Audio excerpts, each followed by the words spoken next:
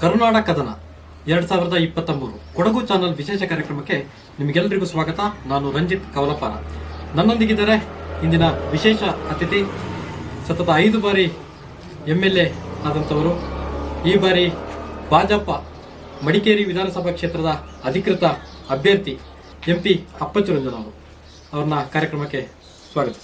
ನಮಸ್ಕಾರ ಸರ್. ಒಂದಿಷ್ಟು ಗೊಂದಲಗಳ ನಡುವೆ ನಿನ್ನೆ ಮೊದಲನೇ ಹಂತದ ಪಟ್ಟಿಯಲ್ಲಿ ನಿಮ್ಮ ಹೆಸರು ಅಧಿಕೃತವಾಗಿ ಘೋಷಣೆ ಆಗಿದೆ. ಏನು ಹೇಳ್ತೀರಾ ಇದ್ರ ಕುರಿತು? ನಮ್ಮ ಕೇಂದ್ರದ ಸರ್ಕಾರದಲ್ಲಿ ಭಾರತೀಯ ಜನತಾ ಪಕ್ಷ ಸರ್ಕಾರ ಕೇಂದ್ರದಲ್ಲಿದೆ. ಸನ್ಮಾನ್ಯ ಮೋದಿಜಿಯವರು, ಅಮಿತ್ ಶಾ ಅವರು ಮತ್ತು ನಡ್ಡಾಜಿಯವರು ಮತ್ತು ಜೊತೆಗೆ ನಮ್ಮ ಸಂಘಟನೆ ಕಾರ್ಯದರ್ಶಿಯಾಗಿದ್ದಂಥ ಸಂತೋಷ್ಜಿಯವರು ಇವೆಲ್ಲ ಕೂತ್ಕೊಂಡು ಈ ಕರ್ನಾಟಕ ಜಿಲ್ಲೆಯಲ್ಲಿ ಎಷ್ಟು MLAಗಳಿದ್ದಾರೆ, ಎಷ್ಟು MLAಗಳಿಗೆ ಇವತ್ತು ಸಹಕಾರ ಇದೆ, ಗೆಲ್ಲುವಂಥ ಚಾನ್ಸಸ್ ಇದೆ, ಅದರ ಜೊತೆಗೆ ಯಾರ ಮೇಲೆ ರಿಮಾರ್ಕ್ ಇಲ್ಲ, ಅದನ್ನೆಲ್ಲ ಹುಡುಕಿ 4 ಸರ್ವೆ ಮಾಡಿದ ನಂತರ ಇವರು ಕ್ಯಾಂಡಿಡೇಟ್ ಆಗಿ ಗೆಲ್ತಾರೆ ಅಂತಕ್ಕಂಥ ಮನವರಿಕೆ ಆದ ನಂತರ ಅವರು ಇವತ್ತು ಘೋಷಣೆಯನ್ನು ಮಾಡುವಂಥ ಕೆಲಸವನ್ನು ಮಾಡಿದ್ದಾರೆ ಕ್ಯಾಂಡಿಡೇಟ್ ಅಂತೇಳಿ. ಸಾಧಾರಣ ಆಕಾಂಕ್ಷಿಗಳು ಸುಮಾರು ಇದ್ದೇ ಇರ್ತಾರೆ, ಅದು ತಪ್ಪು ಅಂತ ಹೇಳಲಿಕ್ಕಾಗೋದಿಲ್ಲ. ಎಲ್ಲರೂ ಆಕಾಂಕ್ಷಿ ಆಗಬೇಕು ಅಂತಿದ್ದ ಹೇಳ್ತಾರೆ. ಆದರೆ ಗೆಲ್ಲುವಂಥ ಅವಕಾಶ ಮತ್ತು ಜನರ ಅಭಿಪ್ರಾಯ ಮತ್ತು ನಮ್ಮ ಕಾರ್ಯಕರ್ತರ ಅಭಿಪ್ರಾಯವನ್ನು ತಗೊಂಡು ಮೊನ್ನೆ ಡಿಕ್ಲೇರ್ ಮಾಡೋದನ್ನ ಕೆಲಸವನ್ನು ಮಾಡಿದ್ದಾರೆ. ನಾನು ಅವರಿಗೆ ಧನ್ಯವಾದವನ್ನು ಅಂತ ಹೇಳಲಿಕ್ಕೆ ಇಚ್ಛೆಪಡ್ತೇನೆ. ಅದರ ಜೊತೆಗೆ ನಾವು 5 ಟರ್ಮಲ್ಲಿ ಶಾಸಕರಾಗಿ ನಾವು ಗೆದ್ದಿದ್ದೇವೆ. ಒಂದು ಸಂದರ್ಭದಲ್ಲಿ 1500 ಓಟಲ್ಲಿ ಸೋತಿದ್ದೇವೆ. ಆದರೂ ಕೂಡ ನಾನು ಮೊದಲೇ ಎಷ್ಟು ಓಟು ಸ್ಕೋರ್ ಮಾಡ್ಕೊಂಡು ಬಂದಿದ್ದೆ, ಅದರ ಏರಿಕೆ ಆಗಿದೆ ಹೊರತು ಇಳಿಕೆ ಆಗಲಿಲ್ಲ. ಮೊದಲು 33,000ದಲ್ಲಿ ಗೆದ್ದಿದ್ದೆ. ಆವಾಗ 2,000 ಮಾತ್ರ ಓಟು ಲೀಡು. ಅದಾದ ನಂತರ ಸುಮಾರು 42,000ದಲ್ಲಿ ಗೆದ್ದೆ. ಆಗ 3,750 ಓಟು ಲೀಡ್ ಬಂದಿತ್ತು. 3ನೇ ಬಾರಿಗೆ ನಾನು ಬೇರೆ ನಮ್ಮ ಕೊಡಗು ಜಿಲ್ಲೆಯಲ್ಲಿ ಯಾವುದೇ ಶಾಸಕರು ಇರಲಿಲ್ಲ, ನಾನು ಒಬ್ಬನೇ ಇದ್ದೆ. ಆಗ 3 ಕ್ಷೇತ್ರ ಇತ್ತು. ಅಂಥ ಸಂದರ್ಭದಲ್ಲಿ ವಿರಾಜಪೇಟೆ ಮರ್ಕಾರ ಇರ್ಬೋದು, ಕ್ಯಾಂಪೇನ್ ಮಾಡಲಿಕ್ಕೆ ಹೋಗಿ ಸ್ವಲ್ಪ ಸಮಯ ಕಳ್ಕೊಂಡಿದ್ದರಿಂದ ಇಲ್ಲಿ ಬಂದಾಗ ಸ್ವಲ್ಪ ಏರ್ಪರ್ ಆಯಿತು. ಹಾಗೆ 1,500 ಓಟಲ್ಲಿ ಸೋಲುವಂಥ ವ್ಯವಸ್ಥೆ ಆಯಿತು. ಆಗಲೂ ಕೂಡ ನಾನು ಸುಮಾರು ಒಂದು 55,000 ಓಟ್ ಅಂತ ತಗೊಳ್ಳುವಂಥ ಕೆಲಸವನ್ನು ಮಾಡಿದ್ದೇವೆ, ಬಂದಿತ್ತು. ಅದಾದ ನಂತರ ನಾವು 3ನೇ ಬಾರಿಗೆ ನಮ್ಮ ಮಡಿಕೇರಿ ಒಂದು ಕ್ಷೇತ್ರ, ವಿರಾಜಪೇಟೆ ಒಂದು ಕ್ಷೇತ್ರ, ಸೋಮವಾರಪೇಟೆ ಕ್ಷೇತ್ರ ಹೋಯಿತು ಆ ಜನಸಂಖ್ಯೆ ಆಧಾರದ ಮೇಲೆ. ಆವಾಗಲೂ ಕೂಡ ನಾನು ಗೆಲ್ಲುವಂಥ ಸಂದರ್ಭದಲ್ಲಿ 4,600 ಓಟಲ್ಲಿ ಗೆದ್ದೆ. ಓಟ್ನ ಸಂಖ್ಯೆನೂ ಹೆಚ್ಚಾಗಿತ್ತು. ಅದರ ಜೊತೆಗೆ ಇನ್ನೊಂದು ಬಾರಿ ಗೆದ್ದಾಗಲೂ ಕೂಡ 6,000 ಚಿಲ್ಲರೆ ಓಟಲ್ಲಿ ಗೆದ್ದಿದ್ದೇನೆ. ಅಲ್ಲಿಂದ 5ನೇ ಬಾರಿ ಗೆಲ್ಲಬೇಕಾದ್ರೆ 16,000 ಓಟಲ್ಲಿ ಗೆದ್ದಿದ್ದೇನೆ. ಈ ಸಾರಿ ನಮ್ಮ ಕಾರ್ಯಕರ್ತರು ಮತ್ತು ಮತದಾರರ ಮಾತಾಡಿಸುವಂಥ ಸಂದರ್ಭದಲ್ಲಿ ನೋಡಿದಾಗ ಕಳೆದ ಸಾರಿಗಿಂತ ಹೆಚ್ಚಿನ ಓಟನ್ನು ಈ ಸಾರಿ ಕೊಡ್ತೇವೆ, ಈ ಸಾರಿ ಒಂದು 30,000ರಲ್ಲಿ ಗೆಲ್ಲಿಸ್ತೇವೆ, ನೀವು ಮಾಡಿದಂಥ ಕೆಲಸವನ್ನು ನಾವೆಲ್ಲ ಮೆಚ್ಚಿದ್ದೇವೆ.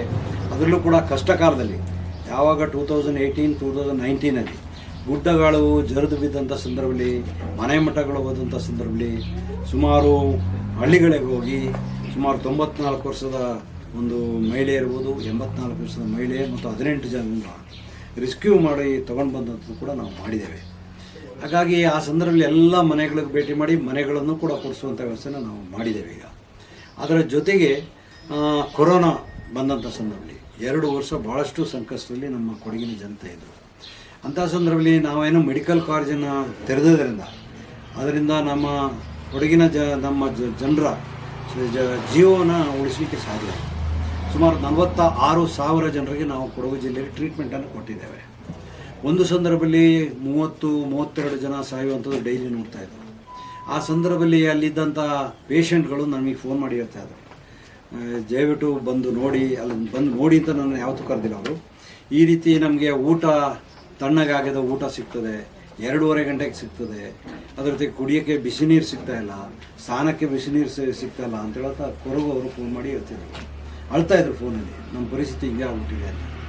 ಮತ್ತು ಅಲ್ಲಿಂದ ನಾನು 2-3 ಸಾರಿ ಫೋನ್ ಮಾಡೋದ್ರ ಹತ್ರ ನನ್ನ 2 ಮಕ್ಕಳು ಡಾಕ್ಟರ್ ಇರಿಸಿದ್ದಾರೆ.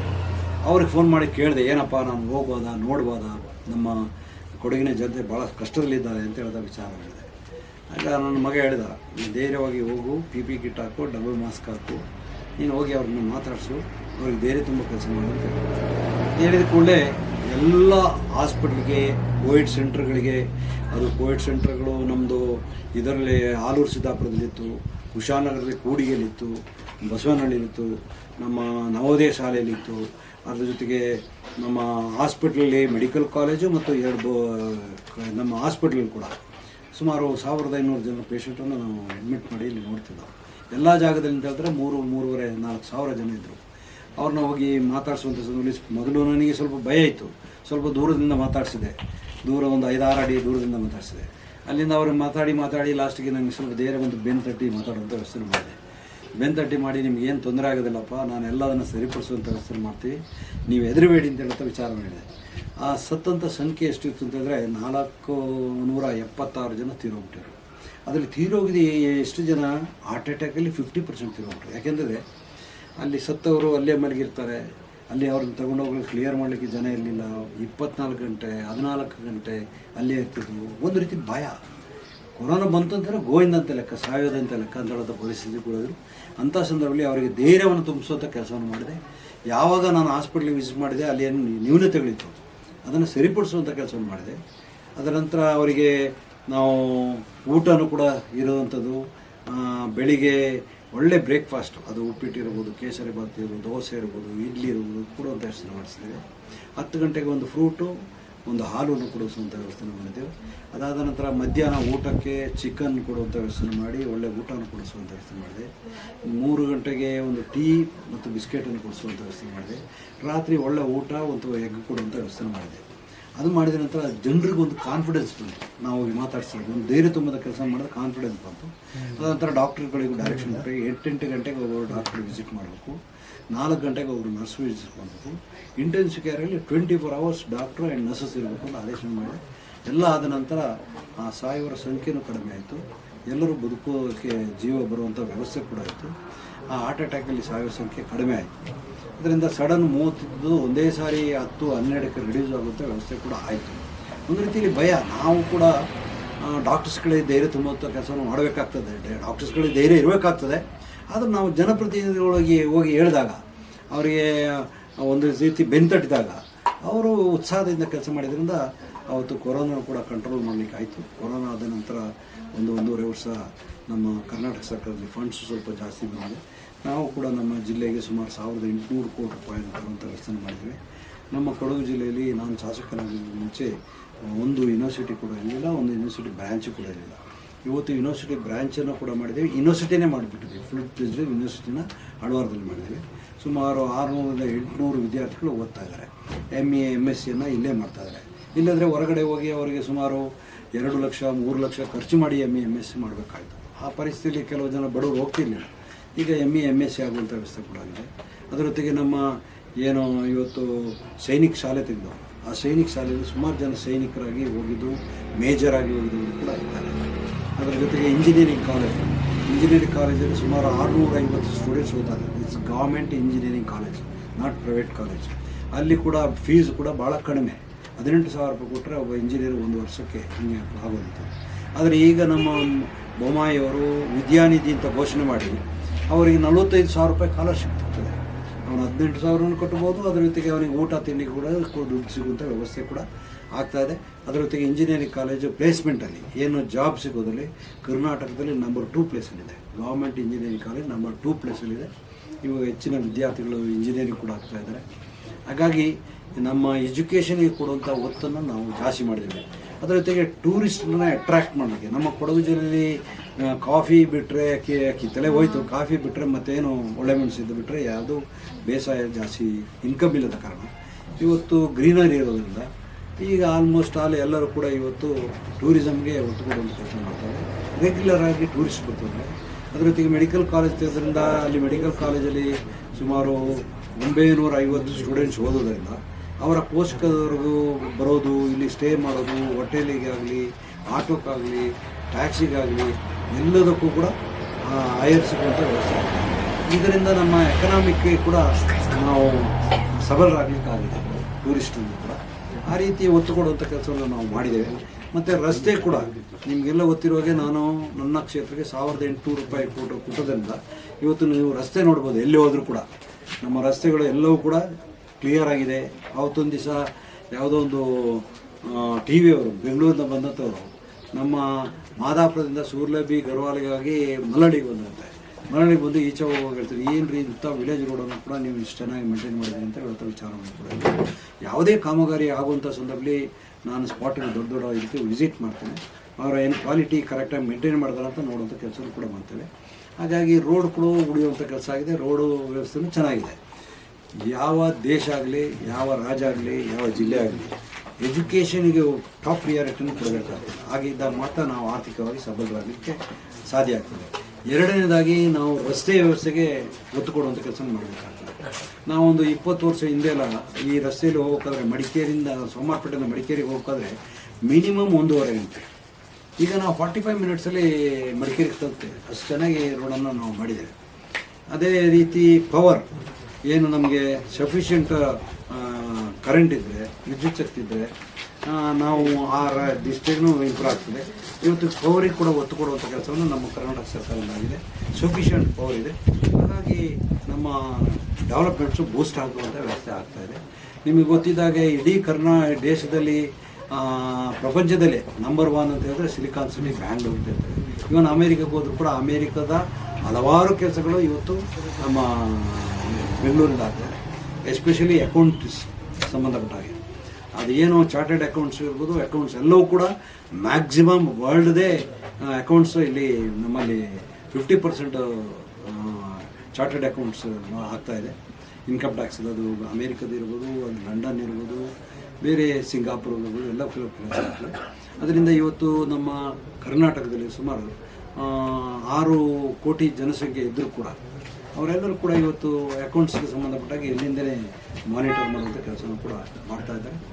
ನಮ್ಮ ರಾಜ್ಯದಲ್ಲಿ ಕೂಡ ನಮ್ಮ ಸರ್ಕಾರ ಬಂದ ನಂತರ ನಾವು ಏನು ಇವತ್ತು ಕೆಂಪೇಗೌಡ ಸ್ಟ್ಯಾಚ್ಯೂವನ್ನು ಮಾಡುವಂಥ ಕೆಲಸ ಮಾಡಿದ್ವಿ. ಅದನ್ನು ಯಾಕೆ ಮಾಡಿದ್ವಿ ಅಂತ ಹೇಳಿದ್ರೆ, ಕೆಂಪೇಗೌಡರು ಆ ಕಾಲದಲ್ಲಿ ಯಾವುದೇ ಆರ್ಕಿಟೆಕ್ಚರ್ ಇಂಜಿನಿಯರ್ ಇಲ್ಲದ್ದು ಕೂಡ ವಿಜಯನಗರಕ್ಕೆ ಹೋಗಿ ಅಲ್ಲಿಯ ರಾಜರ ಆಳ್ವಿಕೆಯನ್ನು ನೋಡಿ ಅಲ್ಲಿ ಯಾವ ರೀತಿ ಮಾಡಿದ್ದಾರೆ ಅಂತ ನೋಡ್ಕೊಂಡು ಬಂದು ಇಲ್ಲಿ ಎಷ್ಟು ಕೆರೆಗಳಿರಬೇಕು, ಎಷ್ಟು ರೋಡ್ಗಳು ಬರಬೇಕು, ಎಷ್ಟು ಲೇಔಟ್ಗಳಿರಬೇಕು ಅಂತೇಳಿ ಅವರು ಬೇಸಿಕ್ ಏನು ಇನ್ಫ್ರಾಸ್ಟ್ರಕ್ಚರ್ನ ಪುಟಪ್ ಮಾಡುವಂಥ ಕೆಲಸ ನಾವು ಮಾಡಿದ್ದಾರೆ. ಅದರ ಬೇಸಿನ ಮೇಲೆ ಇವತ್ತು ನಾವು ಅವ್ರನ್ನ ಸ್ಮರಿಸಬೇಕು ಅಂತ ಹೇಳ್ತಾ ಅವರ ಇದನ್ನು ಸ್ಟ್ಯಾಚ್ಯೂವನ್ನು ಮಾಡಿದ್ದೇವೆ. ಅದ್ರ ಜೊತೆಗೆ ಒಕ್ಕಲಿಗರು ಕೂಡ ಇವತ್ತು ರಿಸರ್ವೇಷನ್ಗೆ 4% ಇದ್ದದನ್ನು 6%ಗೆ ಏರಿಸಿದ್ದಾರೆ. ಲಿಂಗಾಯತರಿಗೆ 5% ಇದ್ದದನ್ನು 7%ಗೆ ಇರ್ತದೆ. ಎಸ್ ಸಿಗಳಿಗೆ ಇದ್ದದ್ದು 15%ನ್ನು 17%ಗೆ ಏರಿಸುವಂಥ ಕೆಲಸ ಮಾಡಿದ್ದೇವೆ. ಟಿಗಳಿಗೆ ಇದ್ದಂಥದ್ದು ಕೇವಲ 3% ಇದ್ದದನ್ನು 4% ಮಾಡಿದ್ದೇವೆ. ಅವರ ಜನಸಂಖ್ಯೆ ಆಧಾರದ ಮೇಲೆ ನಾವು ಮಾಡುವಂಥ ಕೆಲಸ ಮಾಡಿದ್ದೇವೆ. ಇಷ್ಟರವರೆಗೆ ಕಾಂಗ್ರೆಸ್ ಸರ್ಕಾರ ಏನು ಮಾಡ್ಕೊಂಡು ಬರ್ತಿರ್ತದೆ, SC/STನ ಅವ್ರನ್ನ ಜೊತೆಗೆ ಮಿಂಗ್ಲಕ್ಕಾಗಲಿಕ್ಕೆ ಅವಕಾಶನೇ ಕೊಡಲಿಲ್ಲ. ಕೊಡದೆ ಅವ್ರನ್ನ ಕತ್ತಲೆಯಲ್ಲಿಟ್ಟು ನಾವು ನಮ್ಮ ರಕ್ಷಕರು ಅಂತ ಹೇಳ್ಕೊಂಡು ಬಂದಿದ್ರು. ಆದರೆ ಇವತ್ತು SC/STಗಳಿಗೆ ಕೂಡ ಗೊತ್ತಾಗಿದೆ, ಕಾಂಗ್ರೆಸ್ಸಿಂದ ನಾವು SC/STಗಳು ಯಾರು ಉದ್ಧಾರ ಆಗೋದಂತ ಅವ್ರಿಗೆ ಗೊತ್ತಾಗಿದೆ. ಒಂದು ಉದಾಹರಣೆ ಕೇಳಬೇಕು ಇಚ್ಛೆಪಡ್ತೇನೆ. ನಮ್ಮಲ್ಲಿ ಕರ್ನಾಟಕದಲ್ಲಿರ್ಬೋದು, ನಮ್ಮ ದೇಶದ MP ಗಳಿರ್ಬೋದು, MLA ಇರ್ಬೋದು, SC/STಗಳು ಈಗ ಅತಿ ಹೆಚ್ಚು ಗೆದ್ದಿದ್ದು ಅಂತಂದರೆ BJPಯಿಂದ. ಹಾಗಾಗಿ SC/STಗಳಿಗೆ ಈಗ ಅರ್ಥ ಆಗಿದೆ, ನಾವು ಭಾರತೀಯ ಜನತಾ ಪಕ್ಷಕ್ಕೆ ಸಹಕಾರ ಮಾಡಬೇಕು ಅಂತೇಳಿ ತೀರ್ಮಾನ ಮಾಡಿದರೆ ಅವರೇ ಕರೆದು ನಮ್ಮನ್ನು ಮೀಟಿಂಗ್ ಮಾಡಿ ಇಲ್ಲಿ ಬನ್ನಿ ಅಂತ ಹೇಳ್ತಾ ಕರೆಯುವಂಥ ವ್ಯವಸ್ಥೆ ಕೂಡ ಮಾಡ್ತಾಯಿದ್ದಾರೆ. ನಮ್ಮ ಜೊತೆಗೆ ಅವರು ಸ್ಪಂದಿಸ್ತಾ ಇದ್ದಾರೆ. ಅವರು ಸ್ಪಂದಿಸಿದ ಕೂಡಲೇ ಅದು ನಮಗೆ ಬೋನಸ್. ಮೊದಲು ಅವರು ಓಟನ್ನೇ ಭಾಳ ಕಡಿಮೆ ನಮ್ಮ ಪರವಾಗಿ ಆಗ್ತದೆ. ಈ ಸಾರಿ ಬರೋದೆಲ್ಲ ನಮಗೆ ಬೋನಸ್ ಆಗಿಬಿಡ್ತದೆ. ಕಳೆದ ಸಾರಿ 16,000 ಗೆದ್ದಂತಾರೆ ಎಲ್ಲ ಬೂತಿಗೆ ಹೋದರೂ ಕೂಡ ಅಲ್ಲಿಯ ವೋಟರ್ಸು ಮತ್ತು ನಮ್ಮ ಕಾರ್ಯಕರ್ತರು ಇರ್ತಾರೆ. ಕಳೆದ ಸಾರಿ ಅಷ್ಟು ಕಷ್ಟ ಇಲ್ಲ ಸರ್, ಈ ಸಾರಿ ನಿಮಗೆ ಅದಕ್ಕಿಂತ ಹೆಚ್ಚು ಮತವನ್ನು ಕೊಡ್ತೇವೆ, 32,000 ಮೇಲೆ ಮತವನ್ನು ಕೊಡ್ತೇವೆ ಅಂತ ಹೇಳ್ತಾ ವಿಚಾರವನ್ನು ಹೇಳ್ತಾರೆ. ಅದರ ಜೊತೆಗೆ ನಮ್ಮಲ್ಲಿ ಎಲ್ಲ ಬೂತಿನಲ್ಲಿಯೂ ಕೂಡ ಇವತ್ತು ಕಾರ್ಯಕರ್ತರ ಪಡೆಗಳಿವೆ. ಕಾಂಗ್ರೆಸ್ಸಿಗೆ ಎಲ್ಲಿ ಪಡೆಗಳೇ ಇಲ್ಲ. ಅವ್ರದ್ದು ಉದ್ದೇಶ ಏನಂತಂದರೆ ದುಡ್ಡು ಕೊಟ್ಟು ಗೆದ್ದು ಬಿಡ್ತೀನಿ ಅಂತ ಚಿಂತನೆಯಲ್ಲಿ ಬಂದಿದ್ದಾರೆ. ಆದರೆ ಯಾವುದೇ ಕಾರಣಕ್ಕೆ ಆಗೋದಿಲ್ಲ. ನಮ್ಮ ಕಾರ್ಯಕರ್ತರನ್ನ ಎಲ್ಲೂ ಕೂಡ ಬೈ ಮಾಡಲಿಕ್ಕೆ ಸಾಧ್ಯ ಇಲ್ಲ. ಆ ನಿಟ್ಟಿನಲ್ಲಿ ನಮಗೆ 30,000ಕ್ಕೂ ಹೆಚ್ಚು ಅಧಿಕ ಮತದಲ್ಲಿ ಗೆಲ್ತೇಳುವಂಥ ನಂಬಿಕೆ ನನಗಿದೆ. ಅದನ್ನು ಕಾರ್ಯಕರ್ತರು ಮಾಡ್ತಾರೆ ಅಂತ ನಂಬಿಕೆ. ಪ್ರೀತಿಯ ಕೊಡಗು ಚಾನಲ್ ವೀಕ್ಷಕರೇ, ಇಷ್ಟೊತ್ತು MP ಅಪ್ಪಚ್ ರಂಜನ್ ಅವರು ಅವರ ಚುನಾವಣಾ ರಾಜಕೀಯ ಜೀವನ ಹೇಗಿತ್ತು, ಅವ್ರು ಹೇಗೆ ಗೆದ್ಕೊಂಡು ಬಂದರು ಅಂತ ಹೇಳೋದನ್ನ, ಮತ್ತೆ ಅವರ ಅಭಿವೃದ್ಧಿ ದೃಷ್ಟಿಯಿಂದ ಅವ್ರು ಏನೆಲ್ಲ ಕೆಲಸ ಕಾರ್ಯಗಳನ್ನ ಮಾಡಿದ್ದಾರೆ ಅಂತ ನಮ್ಮೊಂದಿಗೆ ಇಷ್ಟೊತ್ತು ಮಾತನಾಡಿದ್ರು. ಮಾತುಕತೆಯನ್ನ ಮುಂದುವರಿಸೋಣ ಕೊಡಗು ಚಾನಲ್ನ ಸಣ್ಣ ವಿರಾಮದ ನಂತರ.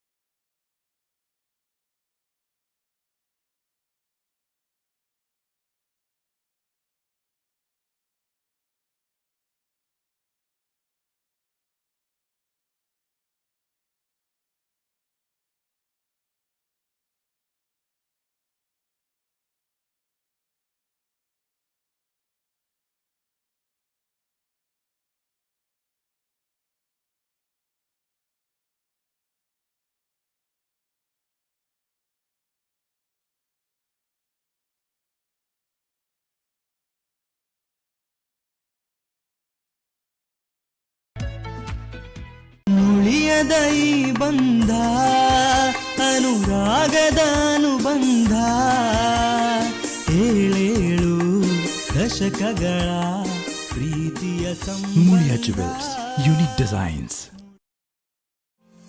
Shakti Residential School and College, Shaktinagar, Mangaluru.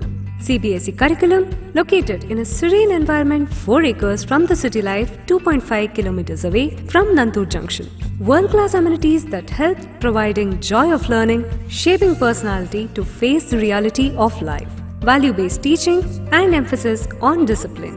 Shakti PU College has science and commerce streams along with integrated coaching to prepare students for competitive examinations. A well-stocked library, furnished labs, spacious auditorium, clean and hygienic food, separate fully furnished hostel for boys and girls is available. Learning to create choices, our motto, is reflected in every act of our students and teachers. For admissions, please contact 0824 2230 452 9686 000046.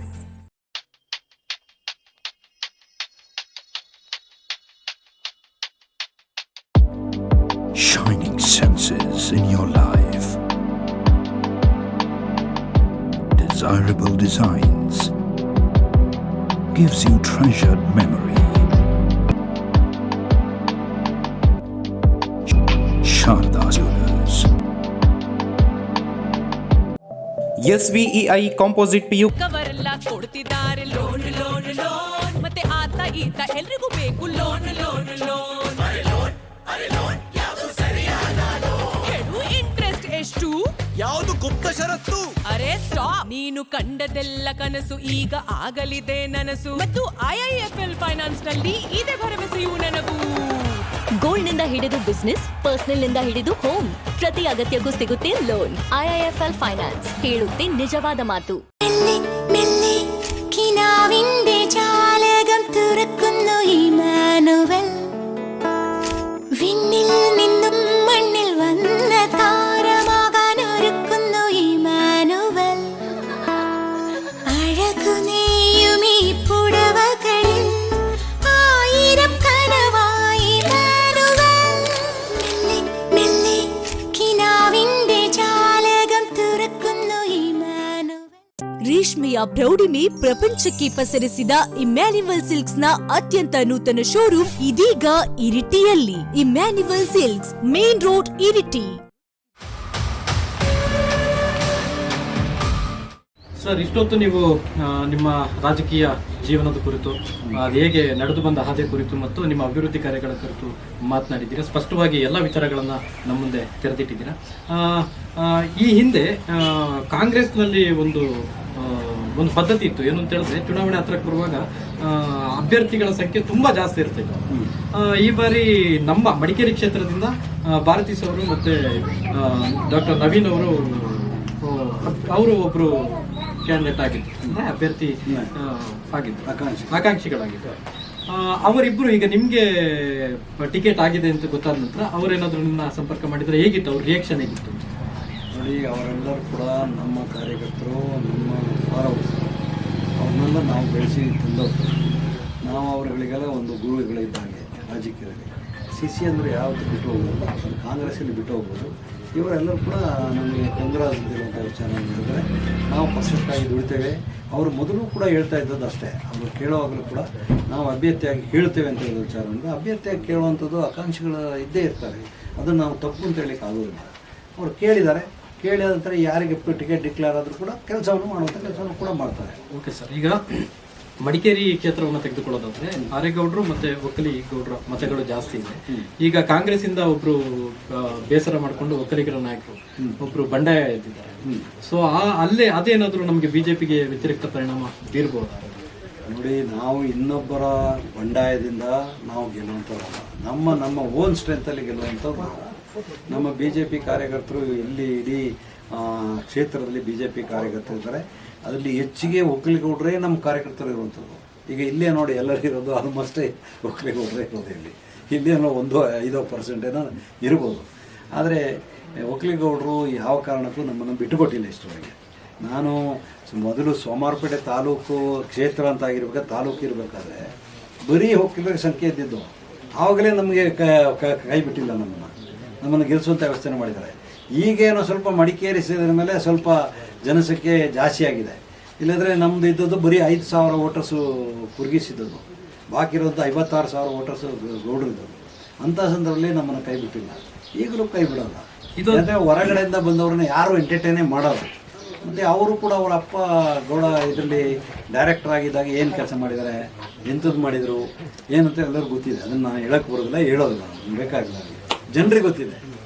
Sir, ಈಗ ಹರಪಳ್ಳಿ ರವೀಂದ್ರನವರ ಬಂಡಾಯ ನಿಮ್ಗೆ ಯಾವುದೇ ತರಹದ ಪರಿಣಾಮ ಬೀರಲ್ಲ ಅಂತ ನೀವು ಹೇಳಿದ್ರೆ, ನಿಮ್ಗೇನು ಈಗ ಕಳೆದ MLC ಎಲೆಕ್ಷನ್ ನಂತರ ಮಂತರ್ಗೌಡರು ದಿಢೀರಂತ ಒಂದು 2-3 ವರ್ಷದಿಂದ ಈಚೆ ಬರ್ತಾರೆ, ಅಲ್ಲಿ ಒಳ್ಳೆ ಹೆಸರು ಮಾಡ್ತಾರೆ, ಅವರಿಗೆ ಅಧಿಕೃತ ಕ್ಯಾಂಡಿಡೇಟ್ ಅನ್ಕೊಂಡಿದ್ದಾರೆ. ಅವ್ರದ್ದೊಂದು ಹೊಸ ಟ್ರೆಂಡ್ ಶುರುವಾಗಿದೆ. ಈಗ ಎಲ್ಲ ಕಡೆ ದೇವಸ್ಥಾನಕ್ಕೆ ಹೋಗೋದು, ಅಲ್ಲಿ ಒಂದಿಷ್ಟು ಫಂಡಿಂಗ್ ಮಾಡುವಂಥದ್ದು, ಕ್ರೀಡಾ ಯುವಕರನ್ನೆಲ್ಲ ಒಂದು ಒಟ್ಟುಗೂಡಿಸುವಂತ ಕೆಲಸ ಕಾರ್ಯಗಳೆಲ್ಲ ಮಾಡ್ತಾ ಇದ್ದಾರೆ. ಸೊ ಅವ್ರು ನಿಮಗೆ ಪ್ರಬಲ ಅಭ್ಯರ್ಥಿ ಆಗ್ಬೋದು ಅಂತ ಅನಿಸ್ತಾ ಇದೆ? ನಮಗೆ ಚುನಾವಣೆಯಲ್ಲಿ, ಈ ಚುನಾವಣೆಯಲ್ಲಿ ಸರಿಸಾಟಿಯಾದಂಥ ಕ್ಯಾಂಡಿಡೇಟ್ಸೇ ಇಲ್ಲ ನನ್ನ ಲೆಕ್ಕದಲ್ಲಿ. ಕಾಂಗ್ರೆಸ್ಸಿಂದ ಅಂದ್ರೆ ಈ ಚುನಾವಣೆಯಲ್ಲಿ ಅವರೇನು ತಿಳ್ಕೊಂಡು ಬಿಡ್ತಾರೆ ಅಂದರೆ, ನಮ್ಮ ಕೊಡಗಿನ ಜನರನ್ನ ದುಡ್ಡು ಕೊಟ್ಟು ಏನಾದರೂ ಪರ್ಚೇಸ್ ಮಾಡ್ಬೋದು ಅಂತ. ಅವರು ಸ್ಪೋರ್ಟ್ಸ್ಗೆ ಕೊಟ್ಟಿರ್ಬೋದು, ಕೊಟ್ಟಿಲ್ಲ ಅಂತ ನಾನು ಹೇಳೋದಿಲ್ಲ, ದೇವಸ್ಥಾನಕ್ಕೆ ಕೊಟ್ಟಿರ್ಬೋದು. ಆದರೆ ಅವರು ಹೆಂಗೆ ದುಡ್ಡು ಸಂಪಾದನೆ ಮಾಡಿದ್ದಾರೆ ಅಂತ ನನಗೆ ಗೊತ್ತಿಲ್ಲ, ಅದನ್ನು ನಾನು ಹೇಳೋಕ್ಕೆ ಬರೋದಿಲ್ಲ, ಹೇಳೋದೂ ಇಲ್ಲ. ಆದರೆ ನಾವು ಆ ರೀತಿ ಸಂಪಾದನೆ ಮಾಡಿದ್ವಿ. ನಾವೇನಿದ್ರು ಕೂಡ ನಮ್ಮ ಕೈಯಲ್ಲಿ ನಮ್ಮ ಕಾಫಿ ತೋಟ ಏನಿದೆ ಅದನ್ನು ನೋಡಿಕೊಂಡು ಅದರಲ್ಲಿ ಬಂದ ಇನ್ಕಮು ಮತ್ತು MLA ಬಂದು ಸಿಕ್ಕಿದಂಥ TAD ಇರ್ಬೋದು, ಸಂಬಳ ಇರ್ಬೋದು, ಅದರಲ್ಲೇ ನಾವು ಎಲ್ಲ ಡೊನೇಷನ್ ಇರ್ಬೋದು, ಸ್ಪೋರ್ಟ್ಸ್ಗೆ ಕೊಡುವಂಥ ಕೆಲಸವನ್ನು ನಾವು ಮಾಡ್ಕೊಂಡು ಬಂದಿದ್ದೇವೆ. ನಾವು ಹೆಚ್ಚು ಅವರಾಗೆ 50,000, 1 ಲಕ್ಷ ಎಲ್ಲ ಕೊಡ್ಲಿಕ್ಕೆ ಸಾಧ್ಯ ಇಲ್ಲ. ಕಾಂಗ್ರೆಸ್ನವ್ರು ಹೇಳ್ತಾರೆ, ಇವನು ಎಲ್ಲಿಂದಪ್ಪ ಕೊಡ್ತಾನೆ ಎಷ್ಟು ಅಂತ ಹೇಳಿರ್ತಾರೆ. ಆದರೆ ಕೆಲವು ಜಾಗದಲ್ಲಿ ಹೋದಾಗ ಬೋಗಸ್ ಕೂಡ ಆಗಿದೆ. ಮೊನ್ನೆ ಒಬ್ಬರು ಹೇಳ್ತಾ ಇದ್ರು, ಕುಶಾಲನಗರಲ್ಲಿ 70,000 ಬರ್ಕೊಳಪ್ಪ ಅಂತೇಳಿ ಮಾಸ್ಟ್ಗೆ 20,000 ಕೊಟ್ಟರು ಅಂತ ಹೇಳ್ತಾ ವಿಚಾರ ಮಾಡಿದ್ರು. ಕಷ್ಟಪಟ್ಟ ಹಣ ಆಗಿದ್ರೆ ಯಾರು ಕೂಡ ಸುಲಭ. ಸರ್, ಈ ಚುನಾವಣೆ ತುಂಬಾ ವಿಶೇಷ, ಅದು ನಿಮಗೆ ಗೊತ್ತಿದೆಯಾ ಇಲ್ವೋ ಅಂತ ಗೊತ್ತಿಲ್ಲ. ನೀವು ಪ್ರತಿ ಬಾರಿ ಚುನಾವಣೆಗೆ ನಿಂತಾಗಲೂ ನಿಮ್ಮ ಎದುರಾಳಿ ಜಿ ವಿಜಯನವರು ಆಗಿದ್ದಾರೆ. ಹೌದು, ಈ ಬಾರಿ ಅವರು ಚುನಾವಣೆ ಸ್ಪರ್ಧಿಸ್ತಾ ಇಲ್ಲ, ಅವರಿಗೆ ಕಾಂಗ್ರೆಸ್ ಇಂದ ಟಿಕೆಟ್ ಸಿಕ್ಕಿಲ್ಲ, ಅವರು JDS ಬಿಟ್ಟಿದ್ದಾರೆ. ಇದು ನಿಮಗೆ ಪ್ಲಸ್ ಮೈನಸ್? ಪ್ಲಸ್. ಜಿ ವಿಜಯನವರು ಕ್ಯಾಂಡಿಡೇಟ್ ಆಗಿದ್ರೆ ಅವರದೇ ಆದಂಥ ಓಟು ನಮ್ಮ ಈ ಸೋಮವಾರಪೇಟೆ ತಾಲೂಕಲ್ಲಿ ಒಂದು 25-30 ಸಾವಿರ ಇದೆ ಅವ್ರದ್ದೇ. ಅವ್ರ ಕ್ಯಾಂಡಿಡೇಟ್ ಅಲ್ಲದ್ರಿಂದ ಅವರ ಕಡೆ ಇರುವವರು ಕೂಡ ನಮ್ಮ ಪರವಾಗಿ ಸಪೋರ್ಟ್. ಈಗ ಜಿ ವಿಜಯನ್ ಅವ್ರಿಗೆ ಆಬ್ವಿಯಸ್ಲಿ ಬೇಸರ ಆಗಿದೆ, ಕಾಂಗ್ರೆಸ್ ಇಂದ ಅವ್ರು ಬಂದಿದ್ದಾರೆ. ಈಗ ಹರಪಳ್ಳಿ ರವೀಂದ್ರನ್ ಅವರಿಗೆ ಅವರು ಸಪೋರ್ಟ್ ಮಾಡ್ತೀನಿ ಅಂತ ಹೊರಟಿದ್ದಾರೆ, ಕ್ಯಾನ್ವಸ್ ಮಾಡ್ತೀನಿ ಅಂತ. ಎಲ್ಲಾದ್ರೂ ಅಪಚರಂಜನ್ ಅವರಿಗೆ ಜಿ ವಿಜಯನ್ ಅವರು ಸಪೋರ್ಟ್ ಮಾಡೋ ಸಾಧ್ಯತೆ ಇದೆಯಾ ಈ ಬಾರಿ ಎಲೆಕ್ಷನ್? ಅದು ಗೊತ್ತಿಲ್ಲ. ಆದರೆ ಅವರು ಲೋಕಲ್ ಕ್ಯಾಂಡಿಡೇಟಿಗೆ ಸಪೋರ್ಟ್ ಮಾಡಿ, ಯಾವುದೇ ಔಟ್ಸೈಡರ್ಗೆ ಮಾಡಬೇಡಿ ಅಂತ ಹೇಳುವಂಥ ಪತ್ರಿಕೆ ಹೇಳಿಕೆಯನ್ನು ನಾನು ನೋಡಿದ್ದೇನೆ, ಪತ್ರಿಕೆ ಹೇಳಿಕೆಯಲ್ಲಿ ನೋಡಿದ್ದೇನೆ. ಯಾಕೆಂದರೆ ಅವ್ರಿಗೆ ಗೊತ್ತು ಹಾಸನ ರಾಜಕೀಯ ಯಾವ ರೀತಿ ಇರ್ತದೆ ಅಂತ. ನಾವು MLA ಆದಾಗಲೂ ಕೂಡ ಯಾವುದೇ ಪಕ್ಷ ಅಂತ ಹೇಳಿ ನೋಡಲಿಲ್ಲ. ನನ್ನ ಆಫೀಸಿಗೆ ಬಂದವರಿಗೆ ಎಲ್ಲರೂ ಕೆಲಸ ಮಾಡಿಕೊಟ್ಟಿದ್ದೇನೆ. ಅದು ಕಾಂಗ್ರೆಸ್ ಇರ್ಬೋದು, JDS ಇರ್ಬೋದು, ಅದೇ ನನಗೆ ಅಡ್ವಾಂಟೇಜ್. ಈಗ ನಮ್ಮ ಮನೆಗೆ ಬಂದರೂ ಸೇರಿರ್ಬೋದು, ಎಲ್ಲರೂ ಕೂಡ ಕೆಲಸ ಮಾಡುವಂಥ ಕೆಲಸ ಮಾಡಿದ್ದೇವೆ. ನಾವು ಯಾವುದೇ ರಾಜಕೀಯ ದ್ವೇಷ ಮಾಡುವಂಥ ಕೆಲಸವನ್ನು ಮಾಡಿದ್ದೇವೆ. ಸರ್, ನೀವು ಆಗಲೇ ಕೋವಿಡ್ ಸಂದರ್ಭದಲ್ಲಿ ನೀವೇನೆಲ್ಲ ಕೆಲಸ ಕಾರ್ಯಗಳು ಮಾಡಿದ್ರಿ ಅಂತ ಹೇಳಿದ್ರೆ, ಆಗಲೇ ನಿಮ್ಮ ಬಾಯಿಂದನೇ ಒಂದು ಮಾತು ಬಂತು, ಹಾರ್ಟ್ ಅಟ್ಯಾಕ್ ಇಂದ ತುಂಬಾ ಜನ ಸಾಯ್ತಾ ಇದ್ರು ಆ ಸಂದರ್ಭದಲ್ಲಿ ಅಂತ. ಈಗ ಮಡಿಕೇರಿ ತಗೊಳ್ಳೋದಾದ್ರೆ ಒಂದು ಮಲ್ಟಿ ಸ್ಪೆಷಾಲಿಟಿ ಹಾಸ್ಪಿಟಲ್ ಬೇಕು ಅಂತ ಹೇಳಿ ಒಂದು ಕೂಗಿದೆ, ಅದು ಪಕ್ಷಾತೀತವಾಗಿ ಎಲ್ಲ ಕಡೆ ಕೇಳ್ತಾ ಇದ್ದಾರೆ. ಮಡಿಕೇರಿ ಹಾಸ್ಪಿಟಲ್ ಅಲ್ಲಿ ಹೃದ್ರೋಗ ತಜ್ಞರು ಇಲ್ಲ, ನಮಗೆ ತುಂಬಾ ಸಮಸ್ಯೆ ಆಗ್ತಾ ಇದೆ ಅಂತ ಅನಿಸ್ತಾ ಇದೆ. ಮುಂದೆ ಏನಾದ್ರು ಅದು ಈಗ ನಾವು 450 ಬೆಡ್ಡೆಡ್ ಹಾಸ್ಪಿಟಲ್ನ ಮಾಡಿದ್ದೇವೆ. ಅಲ್ಲಿ ಮಲ್ಟಿ ಸ್ಪೆಷಾಲಿಟಿ ಕೊಡ್ತೇವೆ, ಸೂಪರ್ ಸ್ಪೆಷಾಲಿಟಿ ಮಾತ್ರ ಆಗಲ್ಲ. ಮಲ್ಟಿ ಸ್ಪೆಷಾಲಿಟೀಸ್ ನಾವು ಮಂಜೂರಾತಿ ಮಾಡಿದೆ, multi speciality hospital. Super speciality ಮಾತ್ರ ಆಗಲ್ಲ. Super ಸ್ಪೆಷಾಲಿಟಿಗೆ separate ಇರಬೇಕಾಗ್ತದೆ. ಹಾರ್ಟಿಗೆ ಸಂಬಂಧಪಟ್ಟಿದ್ದು, ಯೂರಾಲಜಿಗೆ ಸಂಬಂಧಪಟ್ಟಿದ್ದು ಎಲ್ಲ ಸಪ್ರೇಟ್ ಬೇಕಾಗ್ತದೆ. ಅದು ಸದ್ಯದ ಮಟ್ಟಿಗೆ ಮಾಡ್ಲಿಕ್ಕೆ ಆಗೋದಿಲ್ಲ, ಯಾಕೆಂದರೆ ಫೀಸಿಬಲ್ ಬೇಕಾಗ್ತದೆ. ಫೀಸಿಬಲ್ ಅಂತ ಹೇಳಿದ್ರೆ ನಮ್ಮಲ್ಲಿರೋ ಜನಸಂಖ್ಯೆನೇ 5.5 ಲಕ್ಷ 6 ಲಕ್ಷ ಇರೋದು. ಅಷ್ಟು ಜನರಿಗೆ ಅಷ್ಟು ಪೇಷಂಟ್ ಸಿಗೋದಿಲ್ಲ. ಹಾಗಾಗಿ ಸೂಪರ್ ಸ್ಪೆಷಾಲಿಟಿ ಆಫೀಸ್ ಅಂತ ತೆಗೆದು ಮಲ್ಟಿ ಸ್ಪೆಷಾಲಿಟಿ ಹಾಸ್ಪಿಟಲ್ ನಾವು ಎಲ್ಲ ಬಿಲ್ಡಿಂಗನ್ನು ಕಟ್ಟುವಂಥ ವ್ಯವಸ್ಥೆ ಮಾಡ್ತೇವೆ. ನಾವು ಆ ನಿಟ್ಟಿನಲ್ಲಿ ಕೆಲಸಗಳಾಗ್ತದೆ. ಈಗಲೇ 135 ಕೋಟಿ ರೂಪಾಯಿನ ನಾವು ಕೊಟ್ಟಿದ್ದೇವೆ. 130 450 ಬೆಡ್ ಹಾಸ್ಪಿಟಲ್ ಆಗ್ತದೆ. 150 ಬೆಡ್ಡೆಡ್ ಹಾಸ್ಪಿಟಲ್ನ ಮೊನ್ನೆ ಮುಖ್ಯಮಂತ್ರಿಗಳು ಬಂದಾಗ ಉದ್ಘಾಟನೆ ಮಾಡುವಂಥ ಕೆಲಸ ಮಾಡಿದೆ. ಇನ್ನು 300 ಬೆಡ್ಡೆಡ್ ಹಾಸ್ಪಿಟಲ್ನ ನಾವು ಕಂಪ್ಲೀಟ್ ಮಾಡ್ತೇವೆ. ನಿಮಗೆ ಉದಾಹರಣೆಗೆ ನಾನು ಕೆಲವು ವಿಚಾರವನ್ನು ಹೇಳಲಿಕ್ಕೆ ಇಷ್ಟಪಡ್ತೀನಿ ಅಂತಂದರೆ, ನೀವು ಸೋಮವಾರಪೇಟೆ ಹಾಸ್ಪಿಟಲ್ಗೆ ಒಂದು ಸರಿ ಹೋಗಿ, 24 ಬೆಡ್ಡೆಡ್ ಹಾಸ್ಪಿಟಲ್. ನಮ್ಮ ಏನು ಮಣಿಪಾಲ್ ಸೆಂಟರ್ ಇದೆ ಹಾಸ್ಪಿಟಲ್, ಆ ಸ್ಟ್ಯಾಂಡರ್ಡಲ್ಲಿ ನಾವು ICU ಅನ್ನು ಮಾಡಿದ್ದೇವೆ. ನೀವು ಹೋಗಿ ನೋಡಿ ಅಲ್ಲಿ ICUನ. ಅದರ ಜೊತೆಗೆ ನಮ್ಮ ಕುಶಾಲನಗರಲ್ಲಿ ಕೂಡ 12 ಬೆಡ್ಡೆಡ್ ಮಾಡಿದ್ದೇವೆ. ನೀವು ಮಣಿಪಾಲಲ್ಲಿ ಎಷ್ಟು ಎಕ್ವಿಪ್ಮೆಂಟ್ಸ್ ಉಂಟು ಅಷ್ಟೇ ನಾವು ಕೊಡುವಂಥ ವ್ಯವಸ್ಥೆ ಮಾಡಿದ್ದೇವೆ ಇಂಟೆನ್ಸಿವ್ ಕೇರ್ಗೆ ಸಂಬಂಧಪಟ್ಟ. ಹಾಗಾಗಿ ಹಾಸ್ಪಿಟ್ಲಲ್ಲಿ ಕೂಡ ಸ್ಟ್ರೆಂಥನ್ ಮಾಡುವಂಥ ಕೆಲಸ ಮಾಡಿದ್ದೇವೆ. ಮತ್ತು ಹಾಸ್ಪಿಟ್ಲಿಗೆ ಎಲ್ಲರೂ ಕೂಡ ನಾವು ಆ್ಯಂಬುಲೆನ್ಸನ್ನು ಕೊಡುವಂಥ ವ್ಯವಸ್ಥೆ ಮಾಡಿದ್ದೇವೆ. ಯಾಕೆ ಅಂತಂದರೆ ಒಂದು ಕಾಲದಲ್ಲಿ ನಾವು MBBS ಡಾಕ್ಟರ್ ಹತ್ರ ಹೋಗ್ಬಿಟ್ಟು ತೋರಿಸ್ಬಿಟ್ಟು ಬಂದುಬಿಡ್ತಿದ್ದೆವು. MBBS ಎಲ್ಲದಕ್ಕೂ. ಈಗ ಹಾಗೆ ಇಲ್ಲ. ಈಗ ಜನ್ರೇಷನ್ ಕೂಡ ಡಾಕ್ಟರ್ಸ್ ಕೂಡ ಜಾಸ್ತಿ ಆಗಿದ್ದಾರೆ. ಆ ಜನ್ರೇಷನ್ ಕೂಡ ಈಗ ಯಾರು ಚಿಲ್ಡ್ರನ್ ಸ್ಪೆಷಲಿಸ್ಟ್ ಇದ್ದಾರೆ ಅವ್ರ ಹತ್ರ ಹೋಗ್ತಾರೆ. ಮೊದಲು MBBS ಅವನ ಹತ್ರನೇ ಚಿಲ್ಡ್ರನ್ ಸ್ಪೆಷಲಿಸ್ಟ್ ಅವನೇ, ಅವನೇ ಯಾವುದು ಫಿಸಿಷಿಯನು ಅವನೇ ಎಲ್ಲ. ಈಗ MD ಆದವ್ರ ಹತ್ರ ಫಿಸಿಷಿಯನ್ ಹೋಗ್ತೇವೆ. ಎಲ್ಲರೂ ಒಂದೊಂದು MBBS ಆದ ನಂತರ ಪೋಸ್ಟ್ ಗ್ರ್ಯಾಜುಯೇಷನ್ ಇದೆ.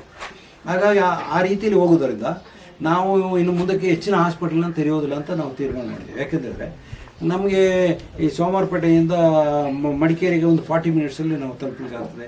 ಮಾದಾಪುರದಿಂದ 20 ಮಿನಿಟ್ಸಲ್ಲಿ ತಲುಪಲಿಕ್ಕಾಗ್ತದೆ. ಸುಂಟಿಕೊಪ್ಪದಿಂದ 10 ನಿಮಿಷದಲ್ಲಿ ನಾವು ಮಡಿಕೇರಿ ತಲುಪ್ತೇವೆ.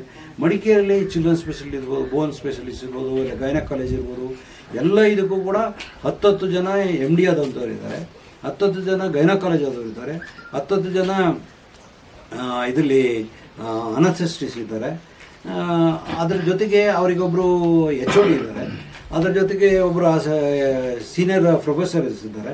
ಒಂದೊಂದು ಡಿಪಾರ್ಟ್ಮೆಂಟಿಗೆ ಕೂಡ ಇವತ್ತು ನಮ್ಮಲ್ಲಿ ಕಡಿಮೆ ಅಂತ ಹೇಳಿದ್ರೆ ಒಂದು 25 ಡಾಕ್ಟರ್ಸ್ಗಳಿದ್ದಾರೆ.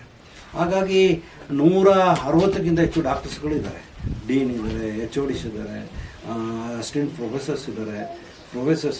ಹಾಗೆ ಡಾಕ್ಟರ್ಸ್ಗಳ ಕೊರತೆ ಏನಿಲ್ಲ. ನಮ್ಮ ಕೊಡಗು ಜಿಲ್ಲೆಯಲ್ಲಿ ಆಲ್ಮೋಸ್ಟ್ ಒಳ್ಳೆಯ ಹಾಸ್ಪಿಟಲ್ ಆಗಿ ಪರಿವರ್ತನೆ ಆಗಿದೆ. ನಿಮಗೆ ಕೊರೋನಾ ಸಂದರ್ಭದಲ್ಲಿ ಕೂಡ ನಿಮಗೆ ತಿಳಿದಾಗೆ ಒಬ್ಬರು ತಮ್ಮುಪೋಯ ಅವರೊಂದು ಸ್ಟೇಟ್ಮೆಂಟ್ ಕೊಟ್ಟಿದ್ದರು. ನಮ್ಮ ಮಡಿಕೇರಿ ಹಾಸ್ಪಿಟಲ್ಲಿ ಇವತ್ತು ಹೆಂಗೆ ಇದೆ ಅಂತ ಹೇಳಿದ್ರೆ, ನಮ್ಮ 5 ಸ್ಟಾರ್ ಹೋಟೆಲಲ್ಲಿ ಕೊಡುವಂಥ ಟ್ರೀಟ್ಮೆಂಟನ್ನು ಕೊಡ್ತಾ ಇದ್ದಾರೆ ಅಂತ ವಿಚಾರವನ್ನು. ಇನ್ನೊಬ್ಬರು ದಾವೂದ್ ಇಬ್ರಾಹಿಂ ಅಂತ ಕೊಪ್ಪಲ್, ಅವರು ಕೂಡ ಒಂದು ವಾಟ್ಸಪ್ ಮಾಡಿಬಿಟ್ಟು ಮಡಿಕೇರಿ ಹಾಸ್ಪಿಟಲ್ಗೆ ಸೂಪರ್ ಟ್ರೀಟ್ಮೆಂಟ್ ಸಿಗ್ತದೆ. ನಮ್ಮ ಈಗಿನ ಏನು JDS ಕ್ಯಾಂಡಿಡೇಟ್ ಸಿಗ್ತಾರಲ್ಲ ಮುತ್ತಪ್ಪ, ಅವ್ರಿಗೆ ಕೊರೋನಾ ಬಂದಿತ್ತು. ನಾನು ಹೋಗಿ ಅವ್ರನ್ನ ಬೆನ್ನು ತಟ್ಕೊಂಡು ಮಾತಾಡಿಸ್ಕೊಂಡು ಬಂದೆ. ಇಲ್ಲಿಯೂ ಕೆಲವರು ಜನರಿಗೆ ಬಂದಿತ್ತು, ಕೊರೋನಾ ಬಂದಿದ್ದಲ್ಲೇ ನನಗೆ ಫೋನ್ ಮಾಡಿ ಹೇಳ್ತಿದ್ರು, ಒಂದು ಸಾರಿ ನನ್ನ ತಂದೆ ನೋಡಿ ಬಂದುಬಿಡಿ ಸಾಕು. ನಾನು ಹೇಳ್ತಿದ್ದೆ PP ಕಿಟ್ ಹಾಕ್ಸಿ ಕಳಿಸ್ತೀವಪ್ಪ, ನೋಡಿ ನೀವು ಹೋಗಿರ್ತಾರೆ. ನಾನು ಹೋಗಿ ನೋಡಿ ಬಂದಿದ್ದೆ ಹೇಗಿತ್ತು ಅಂತ ಪರಿಸ್ಥಿತಿ ಕಂಡೀಷನ್ ಅಂತ. ಕೆಲವು ಜನರು ಇಂಪ್ರೂವ್ ಆದರು, ಕೆಲವು ಜನ ತೀರೋಗ್ಬಿಟ್ರು. ಸರ್, ಸತತವಾಗಿ ಈಗ ನಿಮ್ಮನ್ನ ಕ್ಷೇತ್ರದ ಜನತೆ ಆಶೀರ್ವಾದ ಮಾಡಿ ಕಳಿಸ್ತಾ ಇದ್ದಾರೆ. ಈಗ ವಿರೋಧ ಪಕ್ಷದವ್ರದ್ದು ಏನು ಆರೋಪ ಅಂತ ಹೇಳಿದ್ರೆ, ಅಭಿವೃದ್ಧಿ ಕಾರ್ಯ ಆಗ್ಲಿಲ್ಲ ನಮ್ಮ ಕ್ಷೇತ್ರದಲ್ಲಿ. ರಂಜನ್ ಅವರಿಗೆ ಅವರ ವೀಕ್ನೆಸ್ ಇಂದ ರಂಜನ್ ಅವರು ಗೆಲ್ತಾ ಇದ್ದಾರೆ. ಅವರ ಪಕ್ಷದ ವೀಕ್ನೆಸ್ ಇಂದ ರಂಜನ್ ಅವರು ಗೆಲ್ತಿದ್ದಾರೆ. ಅಭಿವೃದ್ಧಿ ತೋರಿಸ್ಬಿಟ್ಟು ಗೆಲ್ಲಕ್ಕೆ ಆಗಲ್ಲ ರಂಜನ್ ಅವರಿಗೆ ಅಂತ ಹೇಳ್ತಾರೆ. ಇದಕ್ಕೇನು ಹೇಳ್ತಾರೆ? ಅಭಿವೃದ್ಧಿ 1800 ಕೋಟಿ ರೂಪಾಯಿದ ಕಾಮಗಾರಿಯನ್ನು ನಾವು ಮಾಡಿದ್ದೇವೆ. ಅದಕ್ಕಿಂತ ಒಂದು 2 ತಿಂಗಳ ಮುಂಚೆ ಬುಕ್ಕನ್ನು ಕೂಡ ಬಿಡುಗಡೆ ಮಾಡಿದ್ದೆ. ಆ ಬುಕ್ಕೇನಿದೆ, ಬುಕ್ಕಲ್ಲಿ ಕೂಡ ನಾವು ತೋರಿಸಿದ್ದೇವೆ ಏನೇನು ಅಭಿವೃದ್ಧಿ ಮಾಡಿದ್ದೇವೆ ಹೇಳೋದನ್ನು ನಾವು ತೋರಿಸಿದ್ದೇವೆ. ಅದನ್ನು ನೋಡಲಿ ಅವರು, ಅದರಲ್ಲಿ ಏನಾದರೂ ಮಿಸ್ಟೇಕ್ ಇರೋದು ನೋಡಿ. 1800 ಕೋಟಿ ರೂಪಾಯಿ ತಂದಿದ್ದಾರೆ ಅಂತ ಅದು ಸಣ್ಣ ದುಡ್ಡು. ಅದ್ರ ಜೊತೆಗೆ ನಾನು ಹೇಳಿದೆ, ಈಗ ಮೆಡಿಕಲ್ ಕಾಲೇಜ್ ಇರ್ಬೋದು, ಯೂನಿವರ್ಸಿಟಿ ಇರ್ಬೋದು, ಇಂಜಿನಿಯರಿಂಗ್ ಕಾಲೇಜ್ ಇರ್ಬೋದು, ಸೀನಿಯರ್ ಕಾಲೇಜಸ್ ಇರ್ಬೋದು, ಮೊರಾರ್ಜಿ ಶಾಲೆಗಳಿರ್ಬೋದು, ಇಲ್ಲಿಗೆ ಒಂದು ಅಂಬೇಡ್ಕರ್ ಸ್ಕೂಲನ್ನು ಕೊಟ್ಟಿದ್ದೇವೆ. ಅದನ್ನು ಹೋಗಿ ನೋಡಿ. ಸಿಟಿಯಲ್ಲಿದ್ದ ಬಿಲ್ಡಿಂಗ್ ಆಗಿದೆ 28 ಕೋಟಿ ರೂಪಾಯಿ ನಾವು ಕೊಟ್ಟಿದ್ದೆ. ಇಲ್ಲಿಂದ ಸ್ವಲ್ಪ ಹೋದರೆ ಮುಂದಕ್ಕೆ ಹೋದರೆ ನಿಮ್ಗೆ ಸಿಗ್ತದೆ. ಅದನ್ನು ನೋಡ್ಕೊಂಡು ಹೋಗಿ ಹೇಗಿದೆ ಅಂತ. ಅದರದ ಬುಕ್ಲೆಟನ್ನು ಕೂಡ ನಾವು ಮಾಡಿ ರಿಲೀಸ್ ಮಾಡುವಂಥ ಕೆಲಸನ ಕೂಡ ನಾವು ಮಾಡಿದ್ದೇವೆ. ಈ ಬುಕ್ಲೆಟ್ ಇದೇ ರೀತಿ ಸುಮಾರು ಒಂದು 3 ತಿಂಗಳ ಹಿಂದೆ ನಾವು ಪ್ರಿಂಟ್ ಮಾಡಿ ಕಳಿಸುವಂಥ ವ್ಯವಸ್ಥೆನೂ ಕೂಡ ನಾವು ಮಾಡಿದ್ದೇವೆ. ಸೊ ನಿಮ್ಮ ಅಭಿವೃದ್ಧಿ ಕಾರ್ಯಗಳು ಏನೇನಾಗಿದೆ ಅಂತೇಳಿ ರಂಜನ್ ಅವರು? ನಾನು ಅಭಿವೃದ್ಧಿ ಕಾರ್ಯದಿಂದೇ ಗೆಲ್ಲೋದು, ಅಭಿವೃದ್ಧಿ ಕಾರ್ಯದಿಂದೇ ಗೆಲ್ಲೋದು. ಅವರೊಂದು ಬುಕ್ಲೆಟ್ ಮಾಡಿ ಇದನ್ನು ಮನೆ ಮನೆಗೆ ಕಾರ್ಯಕರ್ತರು ಹಂಚುವ 3 ತಿಂಗಳ ಹಿಂದೆ ಮಾಡಿದ್ದಾರೆ. ಹಾಗಾಗಿ ನಿಮಗೂ ಒಂದು ಬುಕ್ಕನ್ನು ಕೊಡ್ತೇವೆ, ನೀವು ಸ್ಟಡಿ ಮಾಡಿದ್ದೀವಿ. ರಂಜನ್ ಅವರು ಈ ಎಲೆಕ್ಷನ್ಗೆ ಸಿದ್ಧತೆ ಹೇಗೆ ಮಾಡ್ಕೊಂಡಿದ್ದಾರೆ? ಏನೇನು ಮಾಡ್ಕೊಂಡಿದ್ದಾರೆ? ನಮ್ಮ ಸಿದ್ಧತೆ 1 ವರ್ಷ ಮುಂಚೆನೇ ಆಗಿದೆ. ನಮ್ಮ ಕಾರ್ಯಕರ್ತರು ಎಲ್ಲ ಬೂತ್ ಮಟ್ಟದಲ್ಲಿ ಕಾರ್ಯಕರ್ತರು, ಅದರ ಜೊತೆಗೆ ಪೇಜ್ ಲೆವೆಲಲ್ಲಿ ಕಾರ್ಯಕರ್ತರು. ಈಗ ಒಂದು ಬೂತಲ್ಲಿ ಸುಮಾರು 1000 ಓಟಿದೆ ಅಂತಂದರೆ ಅಂದಾಜು ಒಂದು 20 ಪೇಜ್ ಇರ್ಬೋದು. ಅದಕ್ಕೂ ಕೂಡ ಪೇಜ್ ಪ್ರಮುಖರನ್ನ ಮಾಡುವಂಥ ಕೆಲಸವನ್ನು ಮಾಡಿದ್ದೇವೆ. ನಾವು ಮೊದಲದಾಗಿ ಗ್ಯಾಂಗ್ ಕಟ್ಕೊಂಡು ನಾವು ಚುನಾವಣಾ ಕ್ಯಾಂಪೇನ್ ಹೋಗೋದಿಲ್ಲ. ಜಸ್ಟ್ ಏನು ಮಾಡ್ತಾಯಿದ್ದೆ, ಒಂದು ವೋಟರ್ ಲಿಸ್ಟಲ್ಲಿ 30 ಹೆಸರು ಇರ್ತದೆ. ಆ 30 ಹೆಸರಿಗೆ ಒಬ್ಬ ಪೇಜ್ ಪ್ರಮುಖರು ಇರ್ತಾರೆ. ಅವನು ಆ 30 ಓಟನ್ನು ಮಾತ್ರ ಜನರನ್ನು ನೋಡ್ತಾರೆ, ಅವರ ಜೊತೆ ವೋಟ್ ಕೇಳುವಂಥ ಕೆಲಸ ಮಾಡ್ತಾರೆ. ಅದೇ ನಿಟ್ಟಿನಲ್ಲಿ ಬೂತ್ ಕಮಿಟಿ ಕೂಡ ಇದೆ. ಆ ರೀತಿಯಲ್ಲಿ ಪೇಜ್ ಪ್ರಮುಖರನ್ನೆಲ್ಲರೂ ಮಾಡುವಂಥ ಕೆಲಸ ಮಾಡಿದ್ವಿ. ಈಗ ಎಕ್ಸಾಂಪಲ್, ನನ್ನ ಕುಂಬೂರು ಬೂತಿಗೆ ನಾನೇ ಬೂತ್ ಪ್ರಮುಖ, ಕುಂಬೂರು ಬೂತಿಗೆ ನಾನೇ ಬೂತ್ ಪ್ರಮುಖ. ನನ್ನ ಪೇಜಿಗೂ ನಾನೇ ಪೇಜ್ ಕಮಿಟಿ ಅಧ್ಯಕ್ಷ. ನನ್ನ ಪೇಜಲ್ಲಿ ಏನು ವೋಟರ್ಸ್ ಬರ್ತಾರೆ ಅದು. ಆ ರೀತಿಯಲ್ಲಿ ನಮ್ಮ ಪಕ್ಷದ ಡೈರೆಕ್ಷನ್ನಿಂದ ನಾವು ಕೆಲಸವನ್ನು ಮಾಡಿದ್ದೇವೆ. ಎಲ್ಲ ಜಿಲ್ಲೆಯಲ್ಲೂ ಕೂಡ, ಎಲ್ಲ ಕ್ಷೇತ್ರದಲ್ಲೂ ಕೂಡ ನಮ್ಮಲ್ಲಿ ಇವತ್ತು ಸುಮಾರು 50 ಪಂಚಾಯಿತಿಗಳಿರ್ತವೆ. ಅದರ ಜೊತೆಗೆ 2 ಟೌನ್ ಪಂಚಾಯಿತಿಗಳಿವೆ, ಒಂದು ಪುರಸಭೆ, ನಗರಸಭೆ ಇದೆ, ಒಂದು ಪುರಸಭೆಯೂ ಕೂಡ ಇದೆ. ಎಲ್ಲರೂ ಕೂಡ ನಮ್ಮ ಕಾರ್ಯಕರ್ತರು ಸಜ್ಜಾಗಿ ನಿಂತಿದ್ದಾರೆ. ನಮಗೇನು ಚುನಾವಣೆ ಸಂದರ್ಭದಲ್ಲಿ ಹೋಗಿ ಭೇಟಿ ಮಾಡಿ ಓಟ್ ಕೊಡಿ ಅಂತ ಪ್ರಶ್ನೆ ಇಲ್ಲ. ನಾವು ಮೊದಲೇ ಎಲ್ಲ ನಮ್ಮ ಕ್ಯಾಂಪೇನ್ ಆಗಿದೆ. ಭಾಜಪ ಅಂತ ಹೇಳಿದ್ರೆ ಹಿಂದುತ್ವದ ಆಧಾರದ ಪಕ್ಷ. ಭಾಜಪಕ್ಕೆ ಸಂಘ ಪರಿವಾರದ ಬೆಂಬಲ ಇದ್ದೇ ಇರ್ತದೆ. ಸಂಘ ಪರಿವಾರಕ್ಕೂ ಅಪ್ಪಚ್ಚು ರಂಜನ್ ಅವ್ರದ್ದು ಹೇಗಿದೆ ಸಂಬಂಧ? ಸಂಘ ಪರಿವಾರದವ್ರಿಗೂ ನಮಗೂ ಸಂಬಂಧ ಒಳ್ಳೆ ಚೆನ್ನಾಗಿದೆ, ಅದರಲ್ಲಿ ಅದ್ರ ಮಾತಿಲ್ಲ. ಕಳೆದ ಸಾರಿ ಏನೋ ಸ್ವಲ್ಪ ಸಂಘ ಪರಿವಾರ ಎಲ್ಲ ಹಿಂದೂ ಜಾಣಕ್ಕೆ ನಮಗೇನೋ ಸ್ವಲ್ಪ ಸಂಬಂಧ ಸರಿ ಇರಲಿಲ್ಲ ಕಳೆದ ಸಾರಿ. ಈ ಸಾರಿ ಎಲ್ಲವೂ ಕೂಡ ಸರಿಯಾಗಿದೆ, ಎಲ್ಲರೂ ಕೂಡ ಒಟ್ಟಾಗಿ ಒಂದಾಗಿ ಕೆಲಸ ಮಾಡ್ತಾರೆ. ಸರ್, ನೀವು 5 ಬಾರಿ MLA ಆದವರು, 1 ಬಾರಿ ಮಂತ್ರಿ ಆಗಿತ್ತು. ಕೊಡಗಿನವರ ಸಚಿವರಾಗಬೇಕು ಅಂತ ಒಂದು ಬೇಡಿಕೆ ಮೊದಲಿಂದ ಕೇಳ್ತಾ ಬರ್ತಾ ಇದ್ದೀವಿ.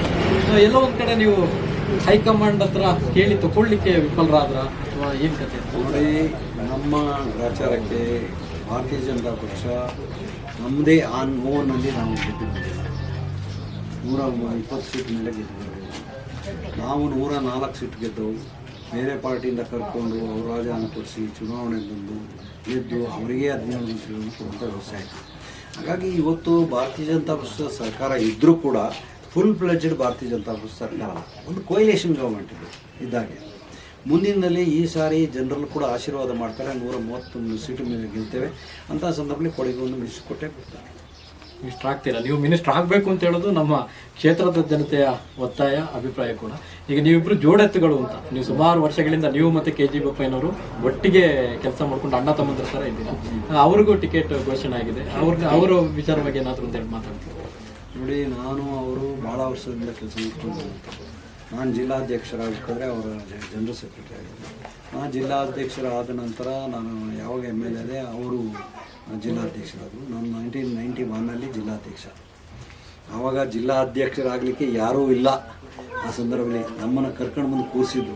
ಆವಾಗ ಕಾಂಗ್ರೆಸ್ ಅಂತಂದರೆ ಎಲ್ಲೆಲ್ಲೂ ಕಾಂಗ್ರೆಸ್ಸೇ. ಈಗ ನಾವು 91 ಡಿಸ್ಟ್ರಿಕ್ಟ್ ಪ್ರೆಸಿಡೆಂಟ್ ಆದರೆ 94ಗೆ ನಮ್ಮ ಕೊಡಗು ಜಿಲ್ಲೆ 3 ಜನ MLAಗಳು ಗೆದ್ದರು. ಅದಕ್ಕಿಂತ ಮುಂಚೆ 86 ನಾನು ತಾಲೂಕು ಅಧ್ಯಕ್ಷ.